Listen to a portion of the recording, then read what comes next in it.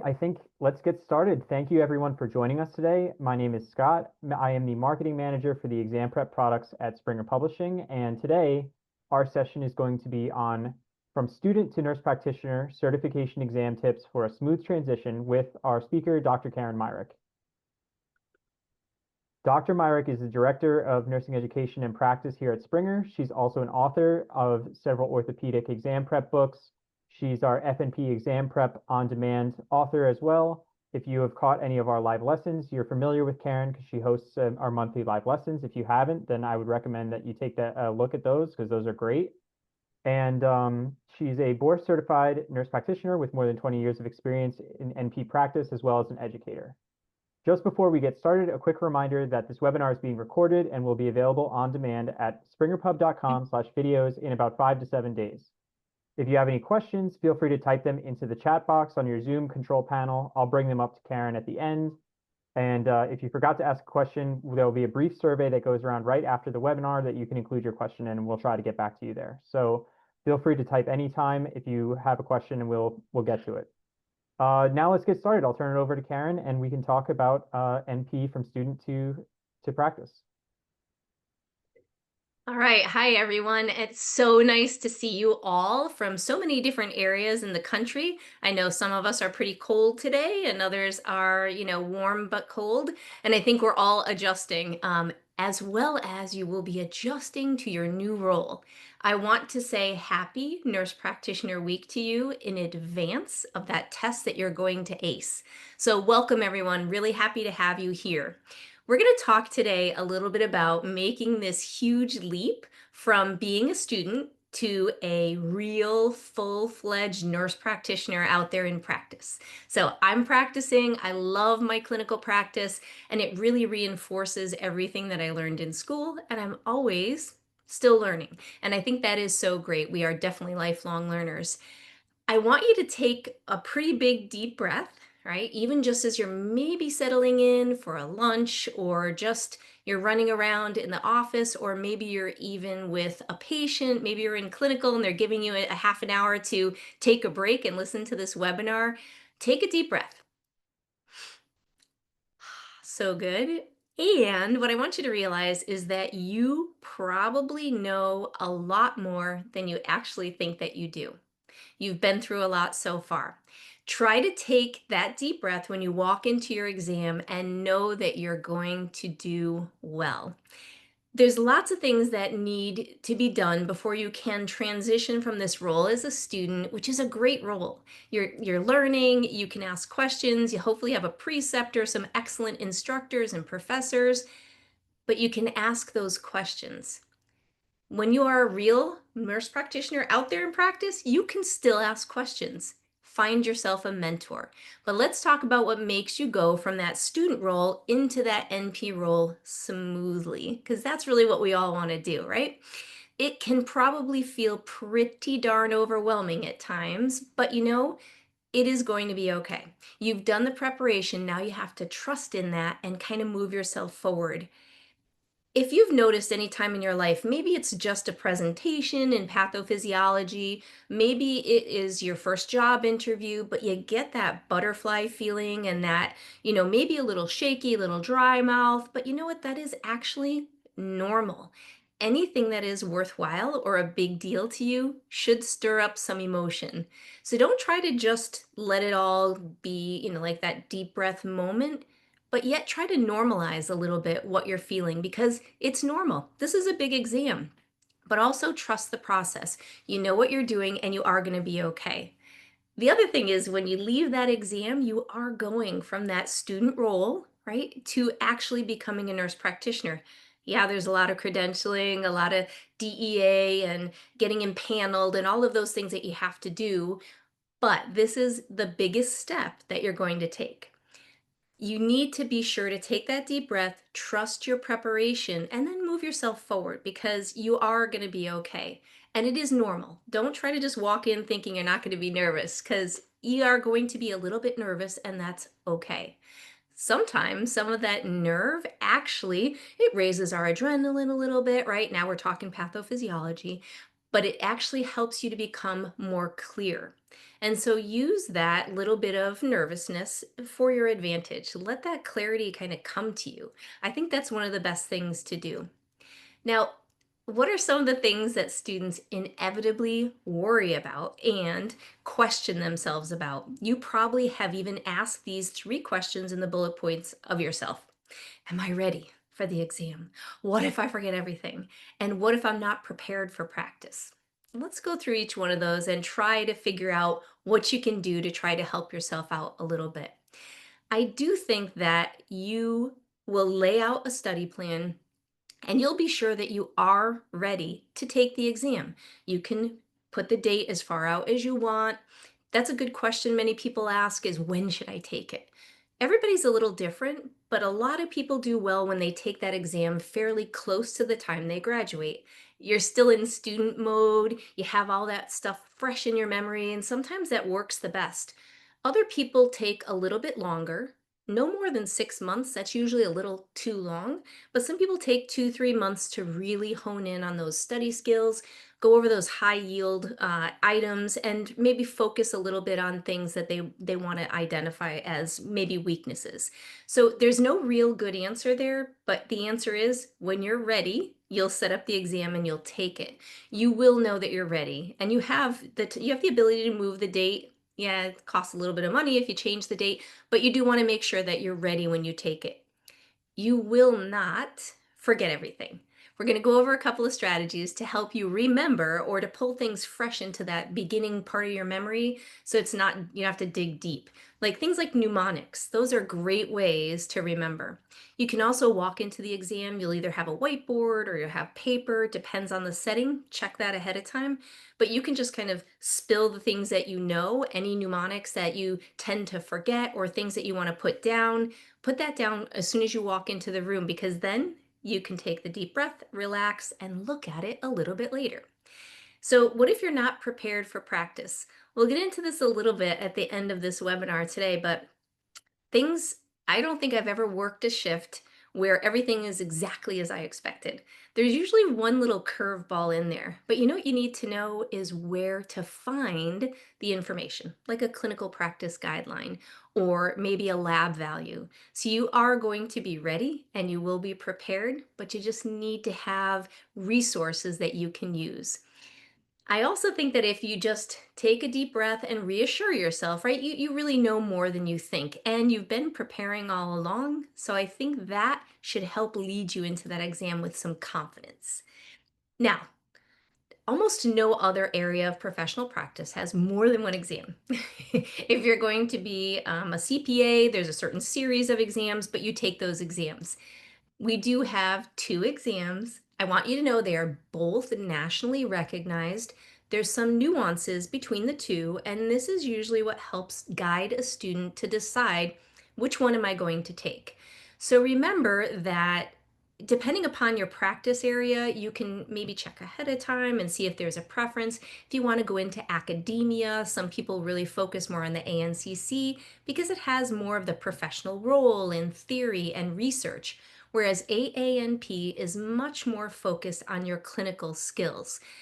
Remember too that these are both entry level. So maybe you are already an ER nurse, maybe you're already a cardiac nurse. That nursing knowledge is excellent, but don't let it throw you into this entry level exam for either primary care or acute care. So these are entry level tests that are going to they're going to test your basic entry into practice. Believe it or not, there are no trick questions. Nobody's trying to trick you. They really focus on safe clinical practice. So knowing the kind of difference between these two, AANP is pretty heavy clinically, and ANCC is going to have a little bit more of the theory, the research, evidence-based practice. So those are really the big differences there. Make sure that you choose an exam that's going to align with what you want your professional practice to look like. Again, going into academia, if you want to be a teacher, a lot of times the ANCC is a good choice. If you know you're going to be in clinical practice and you're not interested in doing anything else besides taking care of patients, a lot of times AANP is the right answer. Now, I know somebody's already thinking, if you haven't typed it in the chat box yet, is should I take both exams? Well, let's think that one through just for a minute. My answer would be no. And why do I say that? Because one, you have to pay for two exams. Two, you do have to maintain that credential for the entire rest of your career. Generally, every 5 years, you're recertifying, and it's expensive. So if you take both exams, you've doubled what your cost is of being in practice.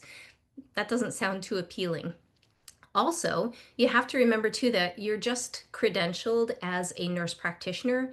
It's not like you're dually certified unless, like if you looked at my credentials, I have the ANP before it changed to AGNP, and I have the FNP, and I also have orthopedics.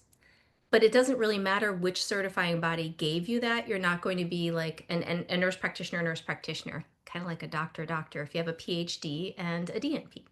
So don't worry about taking two exams.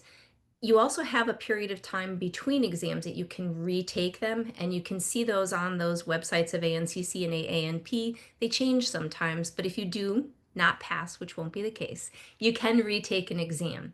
So knowing that spacing is also a very good thing to do. But should you have both? My answer would be no. If you're dead set on doing it, just remember it's going to cost you some money down the road. So we talk about some of those wonderful things. Now let's talk a little bit about some pitfalls so you can avoid them.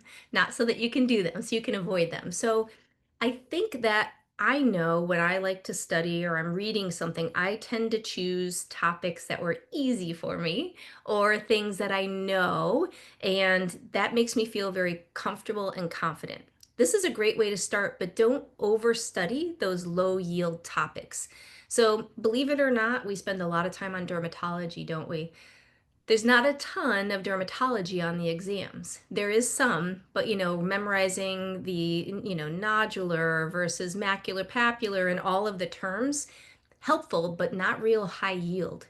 Things that are much more high yield on these certification exams are cardiovascular, endocrinology, especially diabetes, right? Very common.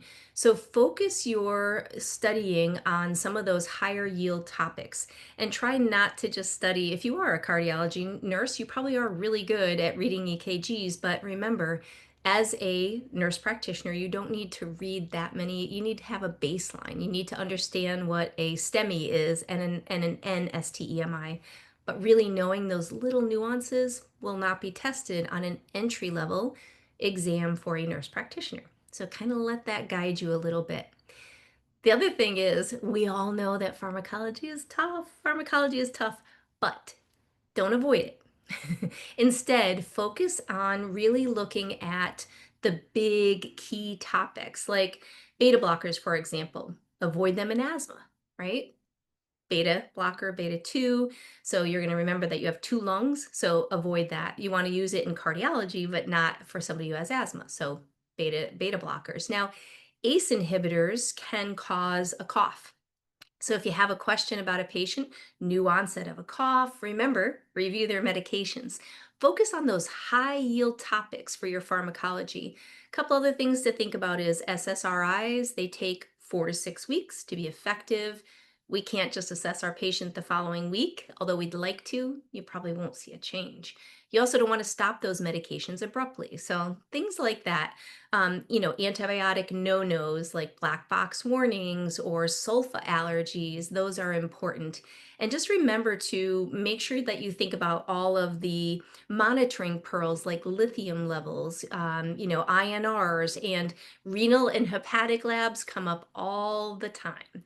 So try to think about those topics in your pharmacology versus getting down to the nitty-gritty and memorizing all those little details. I don't know how many times I've said this reviewing with a student after their exam, but that last bullet point right there, changing your answers without rationale. Now, you might go back and you might say, geez, I honestly know that this is the correct answer. But oftentimes we just go back and we change it without a true rationale. Almost every time, that'll be the incorrect answer. So do your very best to try to go with your first instinct. You do have brain muscle memory that is in there, and that'll usually be the correct answer. So I know you've heard this before, right? You've been through a lot of school, but changing the answer is something that happens almost all the time. That is a pretty common pitfall. So do your best not to do that. Just say no to that. What are some now strategies so we can focus on the positive? And we want to make sure that we are ready to take this exam thinking, I have good strategies to go in and to remember everything. We got rid of the pitfalls, those are over. So, some strategies that we can think about. It's really important to, maybe you do want to take a month off after school and you want to prepare for the exam. You really can't study 12 hours a day. Your brain is a sponge and it's only going to take so much in before it just can't hold anymore. So you need to have things like active recall. Something that is so great to use is like flashcards. You can make your own. We have resources that have flashcards. These are going to be awesome for you to have that type of active recall. And also, you want to space that repetition. So maybe you have a grid, and today you're doing cardiology, and then next week is going to be neurology. Focus on kind of spacing out and then repeating things so that they kind of stick much better for you. Also, try to understand the why, not just memorizing it is, because that's pretty difficult to do. If you do understand like how a beta blocker works on the beta 2 receptors, for example, right, versus beta 1, you can kind of make sense of it. Like, I actually want to have this medication work on their heart. I don't want it to work on their lungs because I'm treating something that's cardiovascular. So try to remember, like, pardon me, why you're doing things, because that's going to make a huge difference in your recall and active, getting things correct down the road. So do your best to kind of study really smart, focus on the systems that have high yield, like cardiovascular, neurology, endocrinology, and remember the rationale, not just the answers. The other thing is, maybe some of you have trained for events or you do sports, or maybe you've done a triathlon or a marathon or a half marathon, but you want to simulate the exact thing you're going to need to do. So, like training for, a marathon, you want to run and you want to make sure that you simulate those conditions that are similar to what you're going to do. So, although you may not run 26 miles, you're going to get close, right? You're going to run probably like 20 or 16. So, when you're taking a certification exam, remember to simulate those exam conditions. So, put yourself in a room that you don't have access to a lot of different things. If you need a bathroom break, you know that you have to use the timer. And, you got to try to remember that these exams are between 150 and 175 questions. That's a lot of questions. So, if you're only taking 12 question quizzes, that's not enough. You've got to get up your test taking stamina. So you want to make sure that you simulate those exam conditions. Put things away in the room. Don't just use your books and resources and online.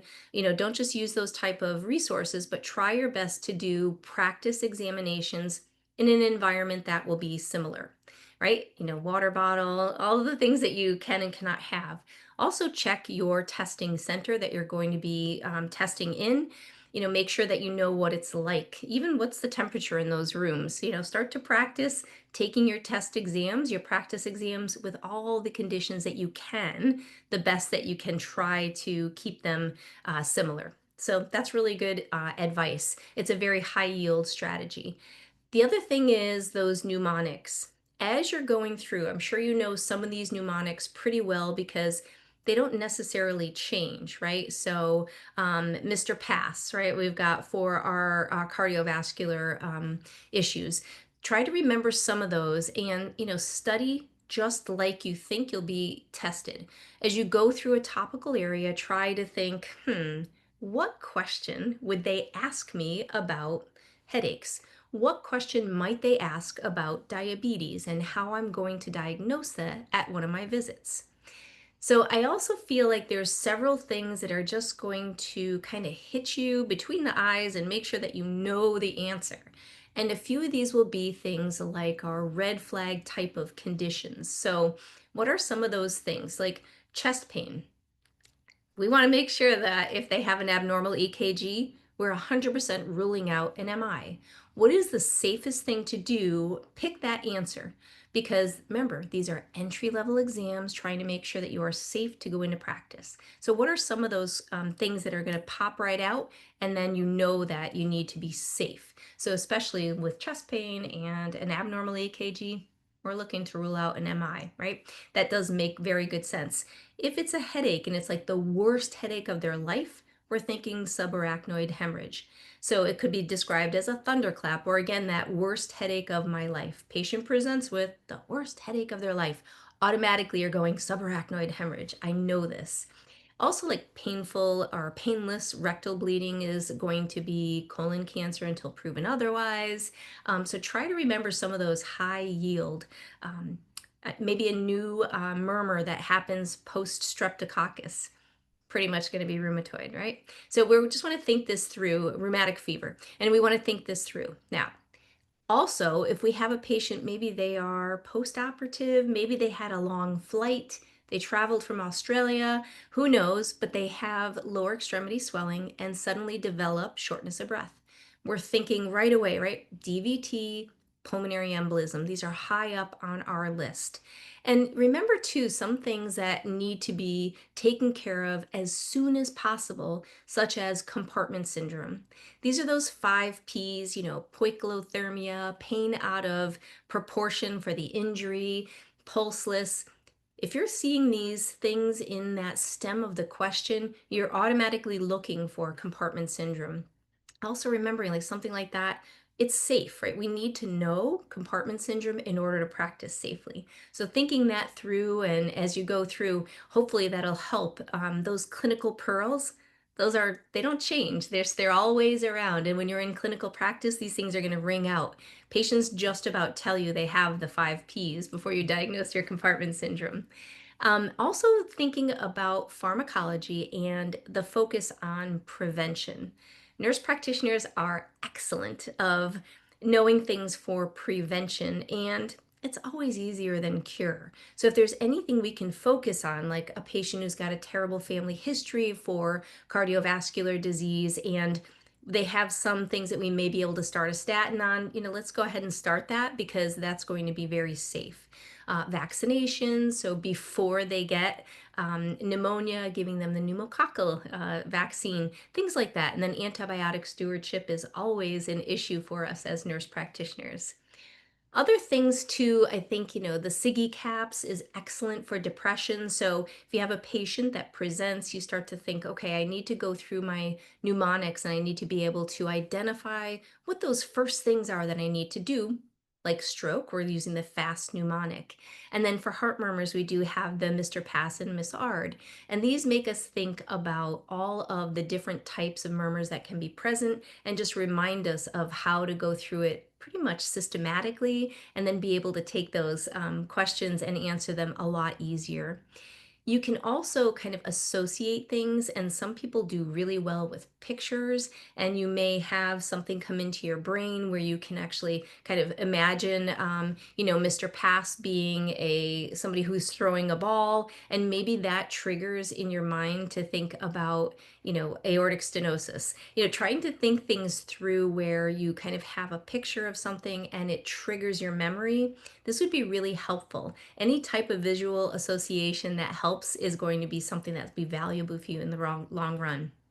Now, I think that once you get through the exam, you're going to be so happy and you're going to be so done with it that you'll be like celebrating and ready to move into practice. But what's going to make that smooth? So, what's going to smooth out you taking the exam, getting through, and then moving on to clinical practice? It's kind of one of those curves that takes a little bit of time. And I think there are several things that can help to make it a lot easier for you. Also, know, I think probably when you started school, you had a little bit of a different feeling than you do now as you're hopefully nearing the end. Some of you go getters are pretty far from the end, but you're still here to kind of learn ahead of time what it's going to take on that certification exam. But maybe you're getting ready to graduate next month and you're going to take the exam either next month or in January. Maybe you're looking at May or June. When you started as a student, I'm sure when you walked in or went online that first day, it was a little bit awe-inspiring and you didn't really have all that confidence. Maybe you were a non-traditional student going back and it's just a little bit different for you. That confidence does take time. And, every nurse practitioner who is new, everybody who starts a new job, a new role, a new parent, a new husband or wife, these things take time, and confidence is going to grow as you see patients, you come out smiling in the room, you have patients come back, or the best compliment, they send a loved one to you to take care of them. This kind of confidence will definitely grow over time.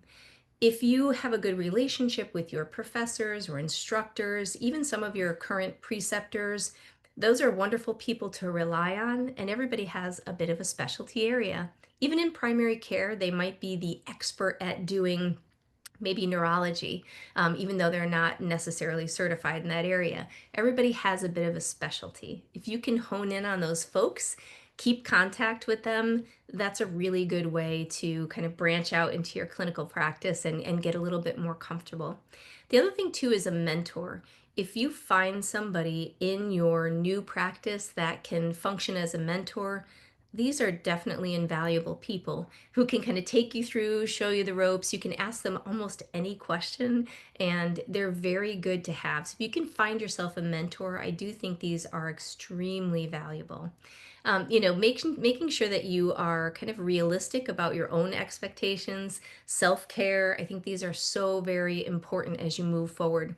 There are a lot of professional organizations out there. There may be one in the specialty area that you are looking to work in. Those are awesome for being able to get that specialty advice. There's also lots of them for new nurse practitioners. There's lots of them for primary care. So, depending upon where you are going to find yourself engaging professionally, these professional organizations can be a huge wealth of information for you.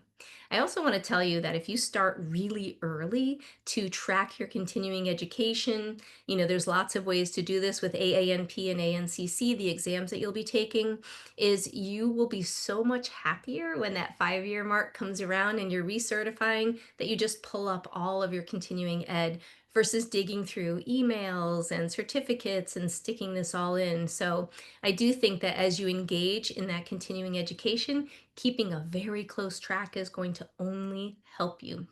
So, growth is going to happen for you. It's just going to take a little bit of time, but transitioning into practice is going to be an excellent thing to do. I do think, we'll take some questions in a couple minutes, but I want you to think about this a little bit is be sure to even do a pros and cons, a plus and minus. Have a couple columns that talk about your ANCC versus AANP exam.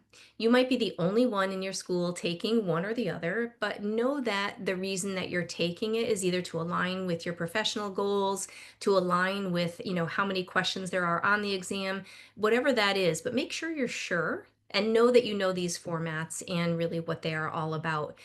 They are both recognized in everywhere. They're both national entry level exams, so you're safe to take either one. But know which one you want to take, know the format going in, and what will be expected of you. You won't spend a ton of time studying research, for example, if you're going to be taking the AANP exam, right? That makes good sense. Focus on those high yield test taking strategies. Maybe you come up with your own. Maybe you have other things that are very high yield for you. Try not to over memorize, kind of get the concepts down pat and focus on the rationales. I really think that's extremely helpful for you. And then being also sure that as you're studying, a lot of your resources will have clinical pearls, maybe even an exam tip in there, and try to look at those with an eye of knowing what you're going to be tested on. So even thinking it through, like, I wonder in this musculoskeletal content, what would they care about? What are they going to test me on? Compartment syndrome, we just talked about. That's an excellent one to bring up in that area. Cardiovascular, am I going to miss an MI when I'm out in clinical practice? Safe clinical practice says no way, so maybe you'll get tested on that. So start to think as you're studying and preparing, what question might be asked, right? And then making sure you really know, again, you have trained for this. You know you'll be ready. You just have to lay out that study plan after you graduate, focus on the things that aren't so easy for you, and trust that preparation, and you can move forward and succeed. And I know you're going to. I would love to take any questions that you have. Feel free to put them into the chat and let's see what we got. Hey Karen, while we're waiting, I don't see any questions yet, but while we're waiting, I know that you are always a huge advocate of dual certification, and I would love to hear your thoughts on when that might be the right choice or how that, kind of is a thing that you think about. So dual certification as in FNP and ANP or AGNP? Sure, yeah. Yeah. So, dual certification, if you are practicing, especially if you're practicing in an area where you are going to see pediatric patients, maybe that actually wasn't part of your plan. This actually happened to me. So, I worked in an emergency department and I didn't know I was going to work in the ER. I just ended up falling into that role and I loved it. But we didn't have a children's ER very close by. So, we saw the pediatric patients all the time. So they said you have 1 year, you must extend that practice. So dual certification, especially because nurse practitioners focus on a population foci. And so you need to make sure you're practicing within that area. And also, if you have a specialty, that's another way to get a certification.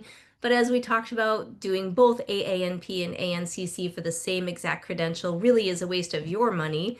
So I don't recommend that. Thank you. Yeah, Of that's course. great information. We have a question from the chat. It says, what professional organization exists for new NPs interested in primary care? Excellent. So in primary care, you can belong to the ANCC and also the AANP. They do have new, AANP has these specialty interest groups. And they're little communities. So, like, there is a community in primary care, there'd be a community in orthopedics, there's a community in psych mental health, and you can belong to more than one community, for example. And so that's like a national, really a discussion board where people will bring up a topic and then others can chime in from across the country. There's also, it sounds a little funny because maybe you're not going to teach just yet, but there is the National Organization of Nurse Practitioner Faculty, which is NOPF, NONPF, and they do an awful lot with new graduates. So take a look. There's lots of good information out there, and belonging to an organization like that where you can ask questions, especially of others who are new grads, really comes in handy for you. Of Thank you. Thank you so much. course. While we're waiting for maybe any other questions that are coming in. Here's a question from the chat. Can Great. you do both ANCC and ANPB is the question. Yes. So yes, you definitely can, and there's no reason that you can't take both examinations. But again, there's going to be a slight difference, so you're going to study very differently. So if you really do spend a lot of time doing AANP and ANCC, you're going to have a divergent study path. So when you're studying for ANCC, that'll be the research, that type of information. You don't need that for the AANP. So not to say you're wasting your time, but you would be kind of wasting your time studying a topic that wouldn't be tested in the other exam. And in the long term, getting both certifications really actually will cost you twice as much money because you have to recertify them every 5 years. So it really doesn't make much sense. It will not change your credential whatsoever. And anybody who's hiring you just wants to make sure you're certified. They don't even, necessarily ask or know which certifying body gave you that certification. So again, in clinical practice, ANP and ANCC, in clinical, that's great, but sometimes going into academia, they really do look for the ANCC a little more because it's got that research piece and a little bit more of the professional role. Thank you. I think that answers a different question that we got, which was, do employers prefer one certification over the other? It sounds like not so much, but maybe in some niche situations. Exactly. Exactly. Here's a question about, would you advise getting a certification in AGNP for gerontology right after school, or would you wait until you get more experience? So yeah, that's a good question. I think it's a little bit dependent upon you. And if you're in go mode as a student and you want to continue studying, that usually works pretty well. If you take some time off, sometimes it's really hard to get back into. As far as I'll give you one piece of advice for your job interview is try to get your employer to pay for that certification because it's expensive and it's more school. So maybe you have some continuing ed. In the long run, depending on your practice setting, it may make a difference if you have that certification right away. I don't know if they'll have any incentives. Sometimes they do for you, especially in a magnet hospital, to be certified. So that may also drive. But I do think you'll find the exam is almost easier right out of school than it is after some experience, because then you start to second guess everything. You almost know too much. It's like that cardiology nurse who's becoming a nurse practitioner knows a lot of specialty area. So I think it's pretty dependent, but it also, depends upon your clinical setting and your job. It's a good question. Thank you. And I think we have one more question, and this is a great question. Are there any specific recommendations on how many certification questions to do to prepare for the national certification exam? Yeah, that's a fair question. So if you're taking AANP, I would mirror that 150 questions. And if you're taking ANCC, I would mirror that 175. So honestly, practicing to the scope of whatever it is that you are, whichever exam you're taking, I would time yourself 3 or 3.5 hours, 3 for the 150, 3.5 for the 175, and really just go through and make sure that you are able to do those questions in one sitting. They do allow bathroom breaks, right? And they allow stretch breaks, and some people really need those. So I do think that if you were practicing, you would do the exact same thing that you would do in that setting. If you have to use the restroom, you get up and do it. Just know the clock doesn't stop. So it keeps on going, and so that does affect your time. You generally have plenty of time to answer those questions. So practice just like you would for whichever exam you're going to take. Thank you. And I do want to point out, although this was mentioned in the chat, that our exam prep products do have timed practice exams. So you can put yourself right in that situation. You can simulate how you're going to feel, see what it's like to sit for that long, to focus, minimize distractions. So I would encourage anybody who is at that stage to take advantage of those full practice exams. Absolutely. And some are 150, some are 175.